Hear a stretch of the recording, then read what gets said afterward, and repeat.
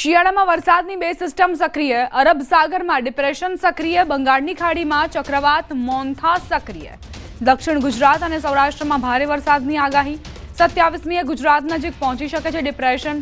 બંગાળની ખાડીમાં મોન્થા ચક્રવાતના કારણે દક્ષિણ ગુજરાતમાં ભારે વરસાદની આગાહી કરાઈ છે. સૌરાષ્ટ્ર દક્ષિણ ગુજરાતમાં ભારે વરસાદ વરસી શકે છે. ખેડૂતો માટે ચિંતાજનક સમાચાર. 27મીએ ગુજરાત નજીક પહોંચી શકે છે ડિપ્રેશન. બીજી તરફ બંગાળની ખાડીમાં મોન્થા ચક્રવાતના કારણે દક્ષિણ ગુજરાતમાં ભારે વરસાદ થવાની સંભાવના છે.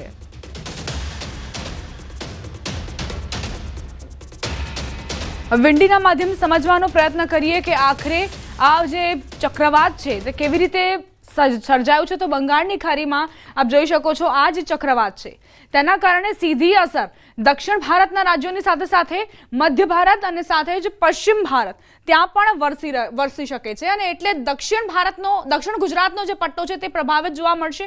આ સિવાય અરબ સાગરમાં ડિપ્રેશન જોઈ રહ્યા છો આપ, તેના કારણે પણ માવઠાનો માર અહીં સતત જોવા મળી રહ્યો છે. પછી એ મધ્ય ગુજરાત હોય, સૌરાષ્ટ્ર હોય કે દક્ષિણ ગુજરાત કે કચ્છ, આ એવા પટ્ટા છે કે જ્યાં આ ડિપ્રેશનની અસર સૌથી વધુ પ્રમાણમાં જોવા મળી રહી છે. એટલે વરસાદની આ જે બે સિસ્ટમ છે તેના કારણે વરસાદ વરસી રહ્યો છે, કમોસમી માવઠું વરસી રહ્યું છે. અને આગામી દિવસોમાં પણ આ જે બે સિસ્ટમ છે તેના કારણે ગુજરાતના ઘણા વિસ્તારોમાં વરસાદ ખાબકી શકે છે. 27મીએ ગુજરાત નજીક આ ડિપ્રેશન પહોંચી શકે છે. એટલે જ ભર શિયાળે માવઠાનો માર સહન કરવો પડશે. એટલે ગુજરાતીઓને, ખાસ કરીને ખેડૂતોને તૈયાર રહેવું પડશે. હવે આગળ વધીએ. ગુજરાત નજીક અરબ સાગરમાં ડિપ્રેશન સક્રિય થયું છે. ડિપ્રેશનના કારણે ગુજરાતમાં ભર શિયાળે ચોમાસું. દીવ અને ગીર સોમનાથ જિલ્લામાં વરસાદી માહોલ વચ્ચે ધરતીપુત્રો અને સાગરપુત્રો ચિંતામાં ગરકાવ. ધરતીપુત્રોના મોંમાં આવેલો કોળિયો છીનવાયો. સાગરપુત્રોની સતત ત્રીજી વાર દરિયામાંથી પરત ફરવું પડ્યું. અરબી સમુદ્ર તોફાની બનતા બોટો પરત બોલાવાઈ. ડિપ્રેશનના કારણે દરિયામાં ઊંચા મોજા ઉછળી રહ્યા છે. અનેક બોટો દરિયા કિનારે પરત ફરતી દેખાય છે. માછીમારોને ડીઝલ, રાશન સહિત નુકસાની વેઠવવી પડી રહી છે. અરબી સમુદ્રમાં સર્જાયેલા ડિપ્રેશનને કારણે હાલ પ્રવાસન સ્થળ દીવ હોય કે પછી ગીર સોમનાથ જિલ્લો હોય, આ તમામ જગ્યાએ દરિયાકાંઠા વિસ્તારમાં વરસાદ છે તે વરસી રહ્યો છે. ગત મોડી રાતથી જ ગીર સોમનાથ જિલ્લા અને દીવની અંદર ભારે વરસાદ વરસવાને કારણે ગીર સોમનાથ જિલ્લાના ખેડૂતો છે તે મુશ્કેલીમાં મુકાયા છે. તો સાથે સાથે પ્રવાસન સ્થળ દીવની અંદર પ્રવાસીઓ છે તે પણ ક્યાંક ને ક્યાંક ચિંતામાં મુકાયા છે. કારણ કે દિવાળીનું વેકેશન અને શનિ રવિની રજા સાથે સાથે આજના દિવસે લાભ પાચમનો દિવસ હોય એટલે પ્રવાસીઓનો પણ ભારે ઘસારો હતો. ત્યારે ગીર સોમનાથ જિલ્લાના દરિયાકાંઠાના જે માછીમારો છે તેઓ પણ ચિંતામાં મુકાયા છે. કારણ કે દરિયો હાલ ધીરે ધીરે રફ થતો જઈ રહ્યો છે અને તેમને કારણે માછીમારો છે તેઓને પણ હાલ પરત બોલાવવાની ફરજ પડી રહી છે. ખાસ કરીને વેરાવળ બંદર હોય, મૂળ દ્વારકા હોય કે પછી પ્રવાસન સ્થળ દીવનું વરાગમળા બંદર હોય, હાલ આ તમામ બંદરો ઉપર માછીમારો છે તેઓને પરત બોલાવવાની ફરજ પડી રહી છે. મારી પાછળના જે દરિયાના દ્રશ્યો છે, દરિયાની અંદર પણ હાલ ભારે કરંટ છે તે જોવા મળી રહ્યો છે અને સતત 3 વખત માછીમારોને દરિયાની અંદરથી પરત ફરવાની ફરજ પડી છે. ત્યારે માછીમારોને પણ સૌથી મોટું નુકસાની છે તે વેઠવાનો વારો આવ્યો છે. તો જે રીતે વરસાદ વરસી રહ્યો છે તેમને કારણે ધરતીપુત્રો છે તેઓને પણ હાલ મોટી નુકસાનીના દ્રશ્યો છે તે સામે આવી રહ્યા છે. દિનેશ સોલંકી, ન્યૂઝ 18 ગુજરાતી, ગીર સોમનાથ. શિયાળામાં ભારે વરસાદની આગાહી. હવામાન નિષ્ણાંત ડોક્ટર ચિરાગ શાહની આગાહી. 1 નવેમ્બર સુધી માવઠાની આગાહી કરાઈ છે. અરબ સાગરમાં સક્રિય ડિપ્રેશનની અસર. અલગ અલગ જિલ્લામાં ભારેથી અતિ ભારે વરસાદ થશે. લા નીનો પેટર્નની અસરના કારણે કમોસમી વરસાદની શક્યતા છે. ક્યાંક છૂટો છવાયો, ક્યાંક ભારેથી અતિ ભારે વરસાદ વરસશે. લઈને 1 નવેમ્બરમાં ગુજરાતના અલગ અલગ જિલ્લાઓમાં, અમુક જિલ્લામાં ઓછો વરસાદ અને બીજા જિલ્લાઓમાં ભારેથી અતિ ભારે વરસાદ પડવાની સંભાવના છે. આ સિસ્ટમની વાત કરીએ, આ સિસ્ટમ એક આપણે કહી શકીએ કે અલ નીનો અને લા નીનાની જે ઇફેક્ટ, આપણે જે ક્લાઇમેટિક ભાષામાં જે બે પેટર્ન છે, એક પેટર્નની એક લા નીના પેટર્ન છે, એના ભાગરૂપે આ સિસ્ટમ ત્યાં સક્રિય થઈ છે. આટલા વર્ષોમાં આપણે આજ સુધી કોઈ જોયું નહોતું કે હવે નવેમ્બરમાં બી માવઠાની અસર જોવા મળશે, પણ આ લા નીનાના કારણે આપણે હવે આ નવેમ્બર મહિના અને ઓક્ટોબર મહિનાની અંદર આપણે લા નીનાની અસર જોવા મળશે અને એક સિસ્ટમ સક્રિય જોવા. સૌરાષ્ટ્ર, દક્ષિણ અને મધ્ય ગુજરાતમાં ભારે વરસાદની આગાહી છે. વાપી, નવસારી, સુરતમાં ભારે વરસાદ વરસી શકે છે. પંચમહાલ, દાહોદમાં છૂટોછવાયો વરસાદ પડશે. જામનગર, પોરબંદર, ભાવનગર, દ્વારકામાં ભારેથી અતિ ભારે વરસાદની સંભાવના. આણંદ, ખેડા, અમદાવાદમાં ઝાપટાની આગાહી. સૌથી વધારે અસર એની દક્ષિણ ગુજરાતમાં અને મધ્ય ગુજરાત અને સૌરાષ્ટ્રના ભાગમાં જોવા મળશે. દક્ષિણ ગુજરાતની વાત કરું તો આપણે વાપી છે, નવસારી છે, સુરત છે, આની અંદર ત્યાં આગળ આપણને વરસાદ ભારેથી અતિ ભારે વરસાદ પડવાની સંભાવના છે. ત્યારબાદ આપણે વાત કરીએ તો પંચમહાલ, દાહોદ છે, ત્યાં આગળ થોડો છૂટાછવાયા વરસાદ પડવાની સંભાવના છે. ત્યારબાદ સૌરાષ્ટ્રના કાંઠાની વાત કરીએ તો જામનગર છે, ભાવનગર છે, પોરબંદર છે, બેટ દ્વારકા છે, એટલે દરિયાકાંઠાનો જેટલો બી આખો વિસ્તાર છે એ તમામ વિસ્તારની અંદર ભારેથી અતિ ભારે વરસાદ પડવાની સંભાવના છે. આ તદ ઉપરાંત આપણે વાત કરીએ મધ્ય ગુજરાતની વાત કરીએ તો આણંદ છે, ખેડા છે, અમદાવાદ છે, કપડવંજ છે, તે જિલ્લાઓમાં પણ આપણે 27 કે 28 ઓક્ટોબરના રોજ આપણને હળવા ઝાપટા પડવાની સંભાવના છે. 27-28 ઓક્ટોબરે મધ્ય ગુજરાત માટે આગાહી કરાઈ છે. પંચમહાલ, ખેડા, દાહોદ, અમદાવાદ, ગાંધીનગર માટે આગાહી. 28 થી 30 ઓક્ટોબરે સૌરાષ્ટ્ર કચ્છમાં વરસાદની આગાહી છે. સાબરકાંઠા, બનાસકાંઠા, થરાદમાં હળવો વરસાદ પડશે. પવનની ગતિ વધુ જોવા મળશે. બંગાળની ખાડીમાં પણ એક સિસ્ટમ સક્રિય. 5 નવેમ્બર બાદ પણ વાતાવરણમાં પલટો આવશે. 27 ને 28 ઓક્ટોબરમાં પંચમહાલ, દાહોદ, છોટાઉદેપુર, અમદાવાદ, ખેડા, આપણે ગાંધીનગર અને કપડવંજ ત્યાં આગળ વરસાદ જોવા મળશે. અને 28, 29, 30 ઓક્ટોબરની અંદર આપણને સૌરાષ્ટ્રના દરિયાકાંઠાના વિસ્તારો તે ઉપરાંત કચ્છના થોડા ઘણા અને ઉત્તર ગુજરાતની વાત કરું તો સાબરકાંઠા છે, બનાસકાંઠા છે, થરાદ છે, આ બધાની અંદર આપણે થોડો છૂટોછવાયો વરસાદ જોવા મળશે. એકંદરે 25 ઓક્ટોબરથી 1 નવેમ્બરમાં અમુક જિલ્લાઓમાં આપણને ભારેથી અતિ ભારે વરસાદ. સમાચારોમાં આગળ વધીએ. મકાનમાં ગેસ લીકેજથી આગ લાગી, એકનું મોત, 3 વ્યક્તિ દાઝ્યા. વડોદરાના સમા વિસ્તારની ઘટના. મનહર પાર્ક સોસાયટીનો બનાવ. મકાનમાં ગેસ લીકેજ બાદ બ્લાસ્ટ થયો હતો. પરિવારને બચાવવા જતા યુવકનું દાઝી જતા મોત થયું. ગેસ લીકેજ બ્લાસ્ટમાં 3 સભ્યો દાઝ્યા. રાજકિશોર ગુપ્તા, રીટા ગુપ્તા, પ્રિયંકા ગુપ્તા નામના લોકો દાઝ્યા હોવાની જાણકારી. મૃતદેહને પોસ્ટમોર્ટમ માટે સયાજી હોસ્પિટલમાં ખસેડાયો. દાઝી ગયેલા પરિવારના 3 સભ્યો સયાજી હોસ્પિટલમાં સારવાર માટે ખસેડાયા છે. સંવાદદાતા હાર્દિક જોડાઈ ગયા છે વધુ જાણકારી સાથે. હાર્દિક, કઈ રીતે દુર્ઘટના બની? બિલકુલ દીપા, જો સમગ્ર મામલે વાત કરીએ તો આ સમાજ માટે ખૂબ લાલ બત્તી સમાન કિસ્સો કહી શકાય. જ્યાં પરિવારની વાત કરવામાં આવે તો ગુપ્તા પરિવાર છે, આવતીકાલે છઠ પૂજા છે, ત્યારે છઠ પૂજાની તૈયારી કરી રહ્યો હતો અને ઘરના જે મહિલા છે તેઓ રસોઈ બનાવતા હતા. દરમિયાન જે મૃતક જે છે પુત્ર, તેમના દ્વારા સગડી બદલવાની પ્રક્રિયા જે છે તે કરવામાં આવતી હતી. એ દરમિયાન અચાનક જે છે તે આગ લાગી હતી. જે પુત્ર છે તેમના દ્વારા પરિવારના જે 3 સભ્યો છે તેમને ઝડપભેર બહાર કાઢી દેવામાં આવ્યા હતા, પરંતુ ઘરમાં આગ વધુ ન પ્રસરે તેના માટે તે પોતે અંદર ગયો હતો ઘરની અંદર, અને ત્યારબાદ તેના દ્વારા આગ બુઝાવવાનો પ્રયત્ન કરવામાં આવ્યો હતો. અચાનક જ જોતજોતામાં ત્યાં મોટો ધડાકો થયો હતો અને એમાં આ ધડાકા થયો અને મોટી આગ લાગી. એમાં વિશ્વજીત ગુપ્તા જે 24 વર્ષીય આશાસ્પદ યુવક છે તેનું ઘટના સ્થળ પર જ મોત થયું છે. ફાયર બ્રિગેડની ટીમ ઘટના સ્થળ પર પહોંચી હતી અને ફાયર બ્રિગેડની ટીમને જે ગેસનો સિલિન્ડર છે તે એવી જ કન્ડિશનમાં મળી આવ્યો છે, એટલે કે ગેસ સિલિન્ડરને કોઈ જાતનું નુકસાન થયું નથી, પરંતુ ગેસ લીકેજ બાદ બ્લાસ્ટ થયો હોવાનું અનુમાન જે છે તે લગાવ્યું છે. પરિવારના 3 સભ્યો ગંભીર રીતે દાઝ્યા છે. તે તમામ લોકોને અત્યારે સયાજી હોસ્પિટલમાં સારવાર આપવામાં આવી રહી છે. ત્યારે મૃતક જે યુવક છે તેની પોસ્ટમોર્ટમની પ્રક્રિયા જે છે તે અત્યારે હાથ ધરવામાં આવી છે. દીપા, આભાર હાર્દિક જાણકારી આપવા માટે.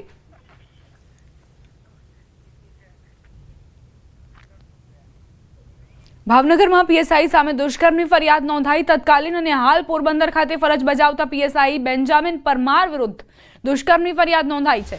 શહેરના નીલમબાગ પોલીસ મથકમાં યુવતીએ ફરિયાદ નોંધાવી છે. પોરબંદરના પીએસઆઈએ ભાવનગરની યુવતીને પ્રેમજાળમાં ફસાવી દુષ્કર્મ આચર્યું હોવાનો આરોપ. યુવતીની સગાઈ થઈ જતા પીએસઆઈએ ભાવિ સાસરિયા પક્ષને યુવતી સાથેના ન્યૂડ વિડીયો મોકલી બદનામ કરી. પીએસઆઈ બેન્જામિન પરમાર સામે યુવતીએ નીલમબાગ પોલીસ મથકમાં ફરિયાદ દાખલ કરાવી છે. તપાસ કરનાર ભરતનગર પોલીસ મથકમાં પીઆઈ આરોપી પીએસઆઈ પરમારની ધરપકડ કરી વધુ કાર્યવાહી હાથ ધરી છે.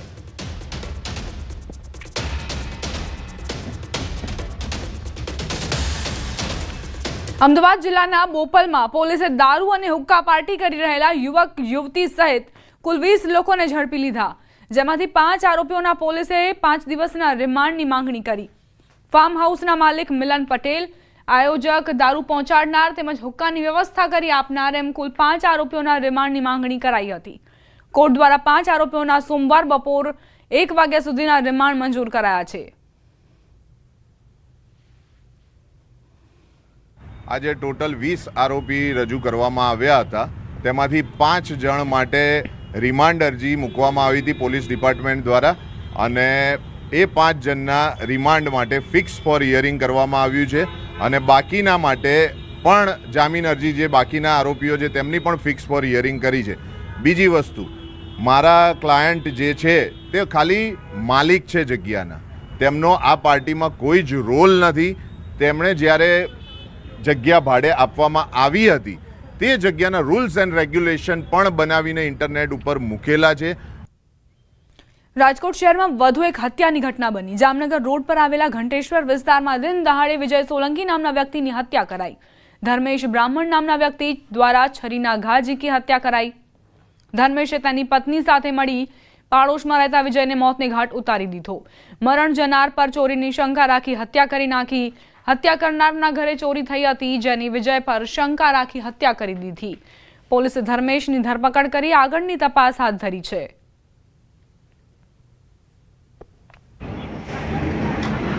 સોલંકી દેવી પીડિત છે અને જે હત્યા કરનાર છે ધર્મેશ બ્રાહ્મણ છે.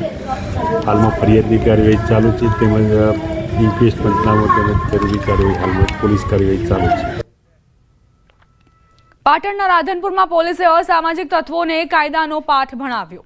પોલીસે આરોપીઓને જાહેરમાં માફી મંગાવી ઘટનાનું રિકન્સ્ટ્રક્શન કરાવ્યું. 5 આરોપીઓએ સોશિયલ મીડિયામાં રફ જમાવવા નિર્દોષ શ્રમિકને ઢોર માર માર્યો હતો.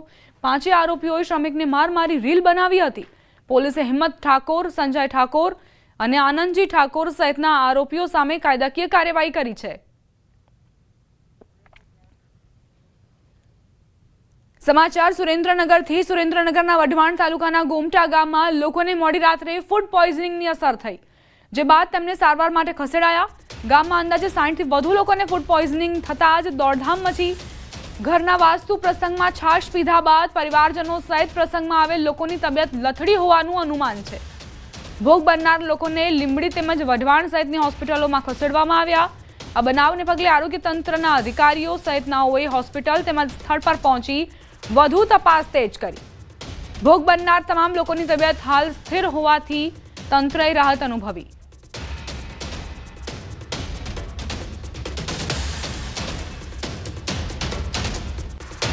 સમાચાર દ્વારકાના ખંભાળિયાથી પ્રાપ્ત થઈ રહ્યા છે. રખડતા શ્વાને 40 વર્ષીય મહિલાનો ભોગ લીધો. સલાયા રોડ પરથી એક્ટિવાની સામે શ્વાન આવતા અકસ્માત સર્જાયો. એક્ટિવા સ્લીપ થતા ફાલ્ગુનીબેન રૂપારેલિયાનું મોત નીપજ્યું. ગંભીર રીતે ઇજાગ્રસ્ત થતા તાત્કાલિક હોસ્પિટલ ખસેડાયા હતા. ફરજ પરના તબીબે ફાલ્ગુની રૂપારેલિયાને મૃત જાહેર કર્યા છે. રખડતા શ્વાનના કારણે એક મહિલાએ પોતાનો જીવ ગુમાવવો પડ્યો.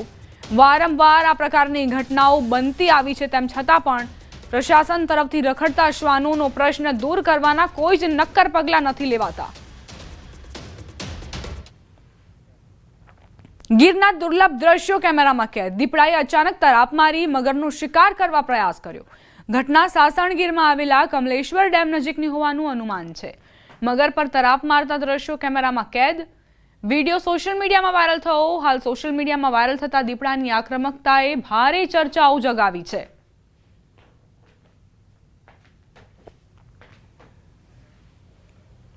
કોંગ્રેસ પ્રમુખ પ્રભારી સહિત નેતાઓ ખોડલધામ જશે. 28 ઓક્ટોબરના રોજ ખોડલધામ ખાતે તમામ નેતાઓ જશે. મંદિરમાં ધ્વજા ચડાવીને આશીર્વાદ લેશે. સ્થાનિક સ્વરાજની ચૂંટણી પહેલા કોંગ્રેસ પ્રચારના શ્રી ગણેશ કરશે. નવા વર્ષની શરૂઆત કોંગ્રેસ ખોડલધામના દર્શનથી કરશે. પાટીદાર સમાજ માટે આસ્થાનું કેન્દ્ર છે ખોડલધામ. કોંગ્રેસ દ્વારા વન ડે વન ડિસ્ટ્રિક્ટ અભિયાન શરૂ કરાશે. સૌરાષ્ટ્રમાં ખેડૂતોના મુદ્દે સંમેલન યોજાશે. બોટાદ ખાતે કોંગ્રેસ ખેડૂત સંમેલનનું આયોજન કરશે.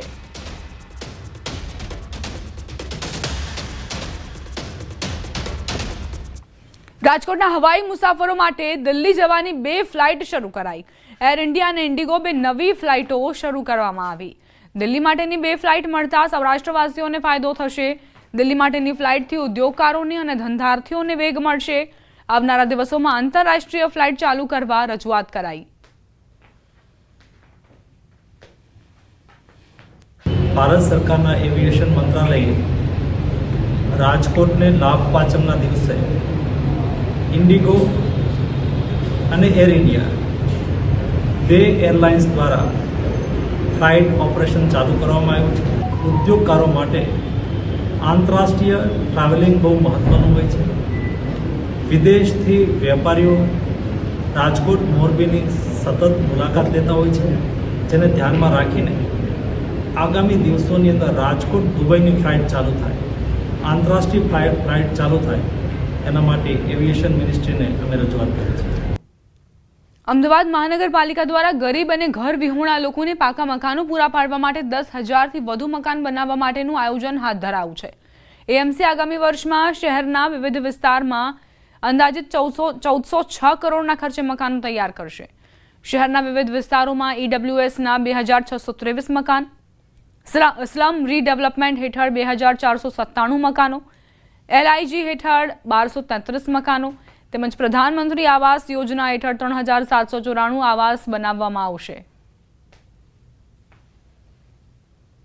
ઘર વિહોણા લોકો જે રહેતા હોય એ લોકો માટે આવાસ બનાવવાની પ્રક્રિયા સતત ચાલુ છે. એની અંદર એલઆઈજી પ્રકારના 2 રૂમ રસોડું, તદુપરાંત ઈડબ્લ્યુએસ કે જે ઇકોનોમિક બેકવર્ડ ક્લાસ કે રૂમ રસોડાના મકાનો મહાનગરપાલિકા દ્વારા સતત અલગ અલગ એરિયાની અંદર બનાવવાનો ચાલુ છે. આગામી સમયગાળા દરમિયાન મહાનગરપાલિકા દ્વારા એલઆઈજી પ્રકારના મકાન અને ઈડબ્લ્યુએસ પ્રકારના મકાન એના માટેના ફોર્મ પણ બહાર પાડી દેવામાં આવ્યા છે અને આવનાર સમયગાળા દરમિયાન આ બંને મકાનો થઈ લગભગ 7,500 કરતાં વધારે મકાનો અમદાવાદ મહાનગરપાલિકા દ્વારા બનાવવા માટે જઈ રહ્યા છે. તાપીના છેવાડાના ઉચ્છલ તાલુકાના માણેકપુર ગામના ખેડૂત રતિલાલ વસાવાએ 2019થી પ્રાકૃતિક ખેતી થકી ખેડૂતોને અનોખી રાહ ચીંધી છે. તેમણે એક જ ખેતરમાં શેરડીની સાથે પ્રાકૃતિક રીતે ડાંગરની ખેતીનો સફળ પ્રયોગ કર્યો છે, જેમાં હાલ ડાંગરનું સારું ઉત્પાદન મેળવવા જઈ રહ્યા છે. જંગલ મોડેલ પદ્ધતિથી રતિલાલ વસાવા એકસાથે 1થી વધુ પાકનું વાવેતર કરી દર વર્ષે ઓછા ખર્ચે અને ઓછી મહેનતે નફા સાથે સારી એવી આવક મેળવી રહ્યા છે. ખેતરમાં ઉતરેલા વિવિધ પાકનું વેચાણ પણ જાતે જ કરતા હોવાથી તેમને સીધો ફાયદો થાય છે. કોઈપણ જાતના રાસાયણિક ખાતર વિના ડાંગરની ખેતી શક્ય હોવાનું તેમણે સાબિત કર્યું છે. તેમણે અન્ય ખેડૂતોને પણ પ્રાકૃતિક રીતે ડાંગરની ખેતી કરવા અપીલ કરી છે.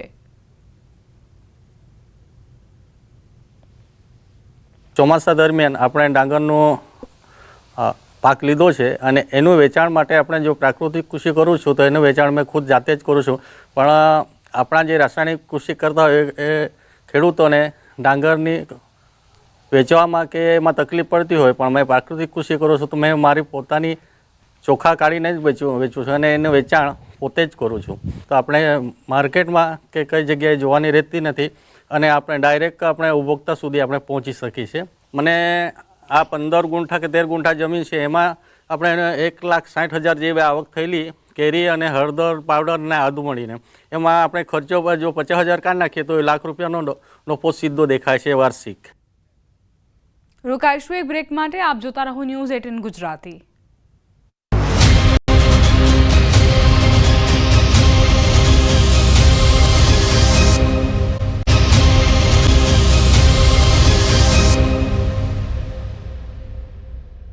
Welcome back. વઢવાણ શહેરને જીઆઈડીસી સાથે જોડતો એકમાત્ર કોઝવે આ જર્જરિત પુલને રિપેર કરવાનું કામ છેલ્લા 11 મહિનાથી ગોકળ ગતિએ ચાલી રહ્યું છે. હજુ સુધી માત્ર ગણ્યા ગાંઠિયા પિલરો ઊભા કરાયા છે. બીજી તરફ ડાયવર્ઝન પણ આપવામાં નથી આવ્યો, જેથી લોકો ભારે હાલાકી વેઠી રહ્યા છે. વાહન ચાલકોની સાથે રાહદારીઓ પણ મુશ્કેલીમાં મુકાયા છે, કેમ કે તંત્રએ ચાલીને જવાની પણ જગ્યા નથી રાખી. સ્થાનિકોએ અંદાજે 5 કિલોમીટરથી વધુનો ફેરો કરવાની નોબત આવે છે. અનેક રજૂઆતો છતાં પ્રશાસન તરફથી કોઈ જ પગલાં નથી લેવાતા. ખાસ કરીને જીઆઈડીસીમાં કામ કરવા જતા મજૂરોને ભારે હાલાકી પડી રહી છે. ખાનગી વાહનોમાં ડબલ ભાડા ખર્ચીને લોકો અવરજવર કરી રહ્યા છે. પુલનું કામ ઝડપથી પૂર્ણ કરવામાં આવે તેવી લોકોએ માંગ કરી. વઢવાણમાં માત્ર 2 જ પુલ છે, એક ધોળી પોળનો પુલ અને એક આ સાઈડનો પુલ, ઉત્તર આ સાઈડ પશ્ચિમ બાજુનો. હવે આ પુલો માં અત્યારે એવી રીતે આ તંત્રએ છેલ્લા 11 મહિનાથી પેક કરી દીધો છે કે માણસ ચાલીને પણ સામા કાંઠે નથી જઈ શકતો. માણસને જવું હોય તો આમ ફરીને 2.5 કિલોમીટર 3 કિલોમીટર ફરીને જવું પડે, અથવા આ સાઈડ થી 4 કિલોમીટર ફરીને જવું પડે. વઢવાણની દશા એવી કરી રાખી, કોઈ કહેવા વાળું નહીં. બને તંત્ર જલ્દી આ પુલનું કામ પૂરું કરે અને અમને તકલીફ પડે છે જે ચાલવામાં, અને કાં ડાયવર્જન રસ્તો કઈ કરી દેવો કે બાઇક કે સાયકલ કે માણસ ચાલી શકે એટલો અમને રસ્તો સરળ કરી દે તો અમે તંત્રને એટલી મારી માંગ છે. 12 મહિના ઉપરથી કામ હજી ક્યારે પૂરું થશે એ નક્કી નથી. ત્યારે આ રસ્તાનું કોઈ ડાયવર્ઝન નહીં આપવાના કારણે વઢવાણની જનતા, વઢવાણના આજુબાજુના ગામડાઓના વિસ્તારના લોકોને પારાવાર મુશ્કેલીઓનો સામનો કરવો પડે છે. જે આજે જોવામાં આવે તો નાના એવા 10 રૂપિયામાં જે અત્યારે 50-60 હજાર રૂપિયા ગરીબ વર્ગ જે મજૂરિયાત વર્ગને ભોગવવા પડે છે. અમદાવાદના કાંકરિયા લેક ફ્રન્ટની દિવાળીના તહેવારો દરમિયાન 3.25 લાખથી વધુ લોકોએ મુલાકાત લીધી. કાંકરિયા લેક ફ્રન્ટમાં નવનિર્મિત બાલવાટિકા આકર્ષણનું કેન્દ્ર રહી હતી. એક અંદાજ મુજબ એએમસીને 1.13 કરોડ આવક નોંધાઈ હતી. દિવાળીના તહેવારોમાં લાખો શહેરીજનોએ રંગેચંગે ઉજવણી કરવા કાંકરિયા સંકુલ, બાલવાટિકા, પ્રાણી સંગ્રહાલય સહિત જગ્યાઓની મુલાકાત લીધી હતી. કાંકરિયામાં રહેલ ટ્રેનમાં 17,000 લોકોએ મુલાકાત લીધી.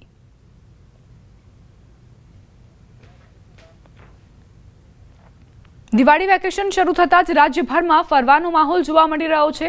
ત્યારે મન મૂકીને લોકો અલગ અલગ જગ્યાઓ પસંદ કરી રહ્યા છે પોતાના પરિવાર માટે, પોતાના પરિવાર સાથે સમય વિતાવવા માટે.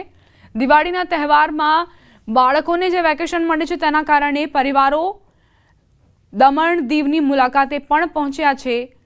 અને આ નજારો આપ જોઈ રહ્યા છો જે દમણનો છે. દિવાળી વેકેશન શરૂ થતાં જ અહીં લોકો ફરવા માટે ઉમટ્યા છે. શિમલા, દીવ કે ગોવા જેવી જગ્યાઓની સાથે હવે પ્રવાસીઓની નવી અને પહેલી પસંદ બની રહ્યું છે દમણ.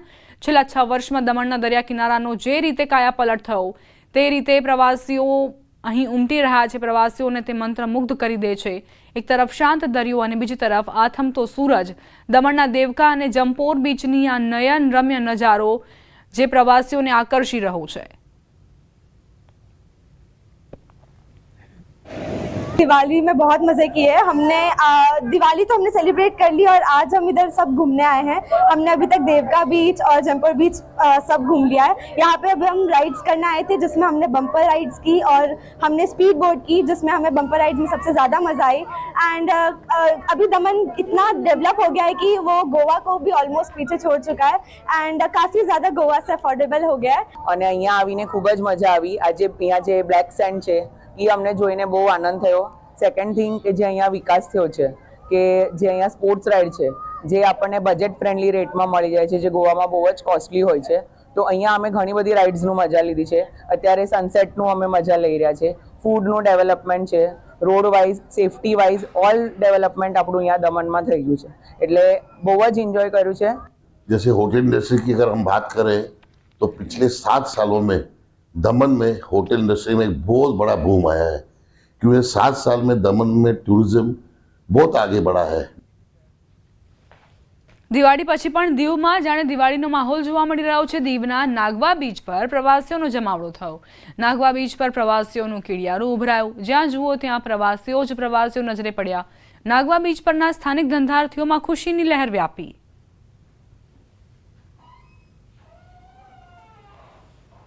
નાગવા બીચ પર કઈ રીતે પ્રવાસીઓ ઉમટ્યા છે તેના દ્રશ્યો આપ જુઓ. અહીં જાણે કે કીડિયારું ઉભરાયું હોય તે પ્રકારની સ્થિતિ. આસપાસના જે નાના મોટા વેપારીઓ છે તેમાં ખુશીની લહેર વ્યાપી છે. તેમને આશા હતી કે આ વખતે દિવાળીના વેકેશનમાં સારા એવા પ્રવાસીઓ અહીં મુલાકાત લેશે અને ધંધા રોજગારને વેગ મળશે અને એ જ થઈ રહ્યું છે. હા, દિવાળી પછીનો બહુ કસ્ટમર જોવા મળ્યા અમને અને બહુ રોજગાર પણ જેવું દેખાયું. આનાથી પહેલાં જે દિવસો અમે જે જોયા છે એમાં આટલી પબ્લિક નહોતી ને દિવાળી પછીનું ક્રાઉડ અમને સારું મળ્યું. વિસનગરના બાસણા ગામથી વરાણા પગપાળા સંઘમાં અનેક ભક્તો જોડાયા. હારીજ પાસે આવેલા વરાણામાં માં ખોડિયારના દર્શન કર્યા. છેલ્લા 18 વર્ષોથી બાસણાથી વરાણા પગપાળા સંઘમાં અનેક માઈ ભક્તો ચાલતા વરાણા પહોંચે છે. બાસણા ગામના પ્રજાપતિ યુવકો દ્વારા છેલ્લા 18 વર્ષથી આ પગપાળા સંઘનું આયોજન કરાય છે.